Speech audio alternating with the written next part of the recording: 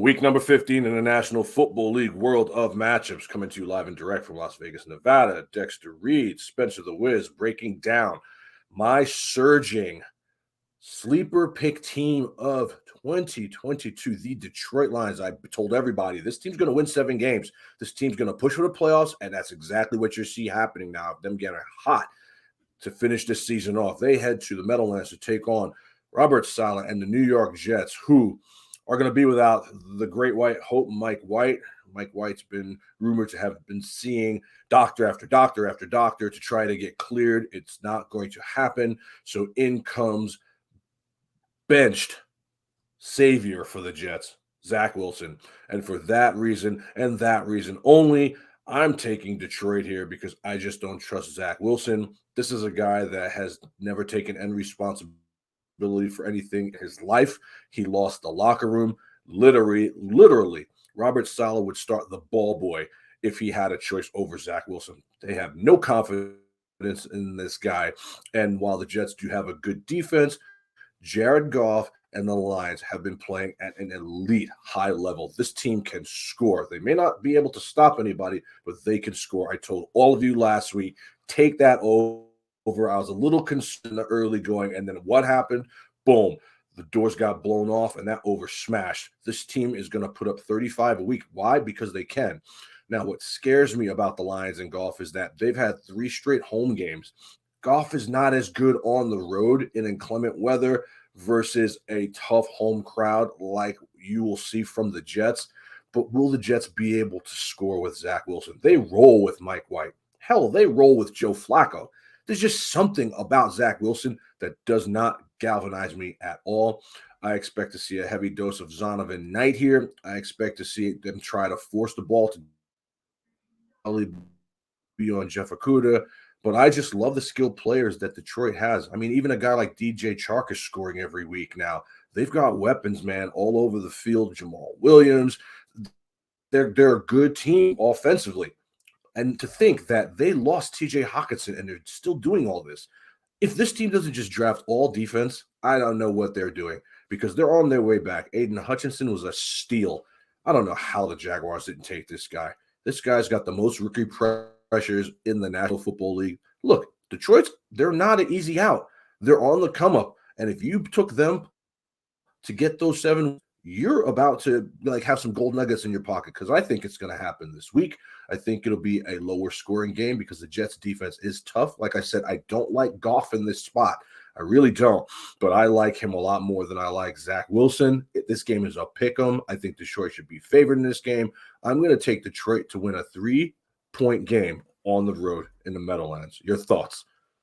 Yeah, well, I don't know how you feel, and you kind of alluded to it a little bit, but I think part of the conversation in Detroit right now is Jared Goff. This was supposed to be the stopgap year, but it's his team. Jared Goff's been playing good, man. I mean, what are they going to do with team. this? They're not going to. If Jared Goff has a great game Sunday, he's in the MVP conversation. Well, you can't talk me off it. It's just beyond that. Everyone thought he's gone, but this guy's proven so many times in his career that no, he's not, Patrick Mahomes or anything like that. But I think you can be successful with him. And obviously that's the case because they're successful. He went to a Super Bowl. Been on one of the greatest games ever played. He wasn't bad that season. People seem to think that they went to the Super Bowl despite him. He was good. Now he had a bad Super Bowl performance, but he was great leading up to that moment. And everyone thought it was only because of Cooper Kupp. But now look at him. You just plug and play whoever it is. Now they got the rookie back, and that seemed to help a lot. This guy's making an immediate Jameson impact. Williams is going to be a force on the field on Sunday. This guy's blowing guys out on run plays. I mean, this is the kind of stuff you like to see. And that seeing him come out of the gates that on fire tells a lot about the locker room in Detroit right now. Different energy. They got the right coach. A few times. Yeah, we've talked about this a few times throughout the season. That the only way that you're going to change as a team, like who has had a bad history, is you have to completely break down the way that the team's structured. You have to change the energy in the locker room. It's not just the player personnel. The Raiders and all these other bad franchises seem to think it's just the name that you put in place. It's not the case. You got to have somebody who galvanizes these guys. I mean, you're going to war, essentially. I mean, this is the gladiator sport. Their coach would put on pads and go out there on Sunday if he could. They got the right coach. They got the right coach, dude. He's changed the culture in Detroit. He's changed the culture. If you look at the Hard Knocks up until now, because I follow them on TikTok because they were my sleeper pick this year. So I want to see what the Lions are doing. You know what I mean? And their after win locker room celebrations you can tell that they're taking those steps, the building blocks to get to where they need to go. I said it last week. Amon-Ra St. Brown's a top 10 wide receiver in this league. Folks, you can't talk me off this. The guy is good. Now you get Jameson Williams back. I'm telling you, they aren't getting the flowers that they deserve. Now, could they get locked up by a good Jet defense here? I don't know. Can they? I mean, the Jets defense has been good. They gave Buffalo a lot of problems, and they beat Buffalo once. So this isn't going to be an easy win. But we also saw the Lions go into the same stadium and beat the shit out of the Giants, who at one point everybody thought was as good as the Jets. It's like styles make fights in the UFC are the same thing in the National Football League. You got a heavy offensive juggernaut versus a heavy defensive juggernaut. Something's got to give.